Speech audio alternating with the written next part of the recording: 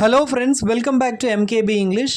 நாம் ஏற்கனவே போன வீடியோவில் டிக்ரீஸ் ஆஃப் கம்பேரிசனை பற்றி பார்த்துருக்கோம்.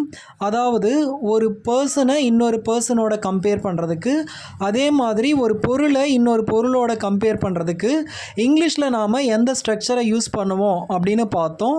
இப்போ நாம் அதையே இன்னும் கொஞ்சம் ஆழமாக பார்க்க போகிறோம். ஃப்ரெண்ட்ஸ், வாங்க வீடியோக்குள்ளே போகலாம். Now let's get started.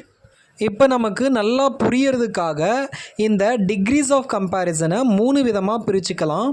அது என்னென்னா 1 to 1 comparison, 1 to all comparison, 1 to few comparison. 1 to 1 comparison, 1 to all comparison, 1 to few comparison. இதோட அர்த்தம் என்னென்னா ஒருத்தர் கூட மட்டுமே கம்பேர் பண்ணுறது, இன்னொன்று ஒருத்தரை எல்லார் கூடயும் இருக்கிற எல்லார் கூடயும் கம்பேர் பண்ணுறது, இன்னொன்று ஒருத்தரை சில பேர் கூட மட்டும் கம்பேர் பண்ணுறது. Raju is taller than Raghu, Raju is taller தேன் ரகு அப்படின்னா ரகுவை விட ராஜு டாலாக உயரமாக இருக்கான் அப்படின்னு அர்த்தம். நான் இங்கே 1 to 1 கம்பேரிசன் பண்ணியிருக்கேன்.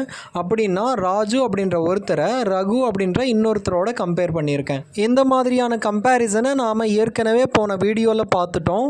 இதுக்கான சென்டென்ஸ் ஸ்ட்ரக்சர் என்ன அப்படின்றதும் நாம் போன வீடியோவில் பார்த்துட்டோம். நான் டிக்ரீஸ் ஆஃப் கம்பேரிசன் மேலே ஏற்கனவே போட்ட வீடியோவை பார்த்துட்டு இதை பார்த்தா தான் உங்களுக்கு புரியும் ஃப்ரெண்ட்ஸ். அதனால் பார்க்கல அப்படின்னா அந்த வீடியோவை பார்த்துட்டு இதை பாருங்கள். இப்போ நாம் 1 to all கம்பேரிசனை பார்க்கலாம். கிளாஸில் ராஜு அளவுக்கு அறிவாளி யாருமே கிடையாது. இப்படியெல்லாம் நாம் தமிழில் கம்பேர் பண்ணுவோம் இல்லையா? அதாவது ராஜுவை கிளாஸில் இருக்கிற ஒட்டுமொத்த ஸ்டூடெண்ட்ஸ் கூடயும் கம்பேர் பண்ணுறோம், எல்லார் கூடயும் கம்பேர் பண்ணுறோம். கம்பேர் பண்ணி ராஜு அளவுக்கு கிளாஸில் யாருமே அறிவாளி கிடையாது அப்படின்னு சொல்கிறோம்.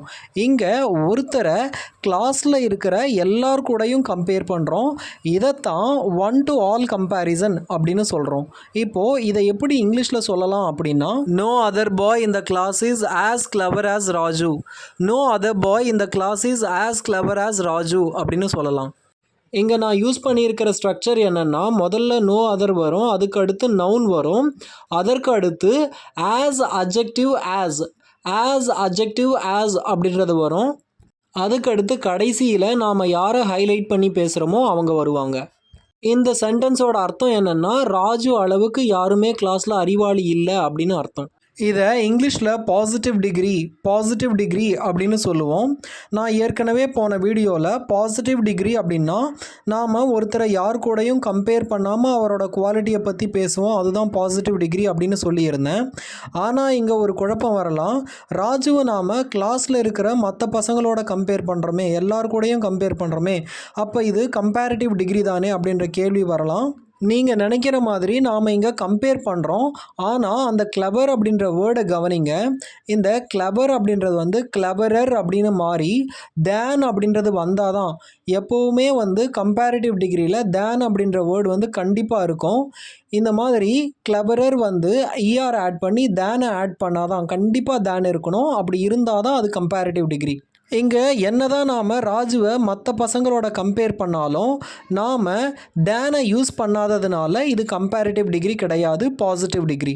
சில சமயம் நாம் தமிழில் பேசும்போது ராஜுவை விட அறிவாளி கிளாஸில் யாருமே கிடையாது அப்படின்னு சொல்லுவோம் இல்லையா? இதை எப்படி இங்கிலீஷில் சொல்லலாம் அப்படின்னா, Raju is cleverer than any other boy in the class, Raju is cleverer than any other boy in the class அப்படின்னு சொல்லலாம். இப்போ நான் சொன்ன 2 ஸ்ட்ரக்சரையும் கம்பேர் பண்ணி பாருங்கள். No other boy in the class is as clever as Raju. அதே மாதிரி Raju is cleverer than any other boy in the class. நான் முதல் சென்டென்ஸில் ராஜு அளவுக்கு யாரும் அறிவாளி கிடையாதுன்னு சொன்னேன், விட அப்படின்ற சொல்ல தமிழில் பயன்படுத்தலை. ஆனால் கீழே பாருங்கள், ராஜுவை விட அறிவாளி யாருமே கிளாஸில் கிடையாது அப்படின்னு சொல்லியிருக்கேன். விட அப்படின்னா தமிழில் நாம் விடன்னு சொல்கிறோம் இல்லையா, அதை இங்கிலீஷில் தேன் அப்படின்னு சொல்லுவோம். நாம் அளவுக்கு அப்படின்னு சொல்லும்போது அவனுக்கு ஈக்குவலாக யாரும் கிடையாதுன்னு அர்த்தம். அதுவே விட அப்படின்ற சொல்ல நாம் தேன் அப்படின்ற வேர்டை நாம் பயன்படுத்தும் போது அவனை விட அறிவாளி, அவனோட அதிகமாக அறிவாளியாக இருக்கான் அப்படின்னு அர்த்தம். முதல் சென்டென்ஸ் ஈக்குவலாக இருக்கிறது, இன்னொன்று அந்த ஈக்குவலை விட அதிகமாக இருக்கிறது. இதை நாம் இங்கிலீஷில் கம்பேரிட்டிவ் டிகிரி அப்படின்னு சொல்லுவோம். தேன் வந்தாலே அது கம்பேரிட்டிவ் டிகிரி தான். சில சமயம் நாம் ராஜு அளவுக்கு இல்லை மற்றவங்கள விட ராஜு இப்படின்லாம் சொல்லாமல் ராஜு தான் அறிவாளி அப்படின்னு சொல்லுவோம். இங்கே மற்றவங்கள நாம் கொண்டு வரவே மாட்டோம். ஆனாலும் ராஜு தான் அறிவாளி அப்படின்னு சொல்கிறப்போ மற்றவங்க கூட அதில் இன்டைரக்டாக வந்துடுறாங்க. ராஜு அறிவாளின்னு நாம் சொல்லும்போது மற்றவங்கள கம்பேர் பண்ணி தான் சொல்கிறோம். ஆனால் அந்த மற்றவங்கள மென்ஷன் பண்ண வேண்டிய அவசியமே இல்லை. ராஜு தான் அறிவாளி அப்படின்றத Raju is the cleverest boy, Raju is the cleverest boy அப்படின்னு சொல்லலாம்.